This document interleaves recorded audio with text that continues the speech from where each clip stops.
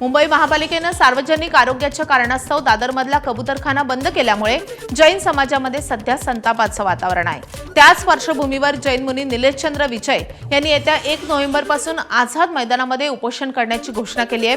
कबूतरखान्यांच्या बंदीच्या निर्णयाचा निषेध करून त्यांनी काही दिवसांपूर्वी प्रसंगी शस्त्र उचलण्याचाही इशारा दिला होता, पण आता निलेशचंद्र विजय यांनी शांततामय मार्गाने आंदोलन करण्याचा निर्णय घेतलाय। मुंबईतील कबूतरखाने हे जैन समाजाच्या धार्मिक परंपरेचा भाग आहेत आणि ते बंद करणं म्हणजे आपल्या धार्मिक भावनांवर आघात असल्याची जैन समाजाची भावना आहे आणि त्यामुळे कबूतरखाना बंद करण्याच्या निर्णयाविरोधात जैन समाज आता तीव्र भूमिका घेताना दिसतोय। ठाम आहे, परंतु आता मी ह्या येणाऱ्या 1 तारखेला आझाद मैदानामध्ये परमिशन घेऊन तिथे मी उपोषणाचं अमरण उपोषणासाठी मी बसायची माझी खूप तयारी आहे। जर ते हिंदूची जी सरकार आहे तर या प्राण्यावर अत्याचार का बा ही अंमलबजावण्यासाठी हा कबूतर आणि ही गाय हे तर 2 मुख्य प्राणी आहेत। कम से कम लाख से वर कबूतर मेलेले आहेत। त्याचं काय ITR बसलं नाही, सरकार अजून काही निर्णय आला नाही आहे।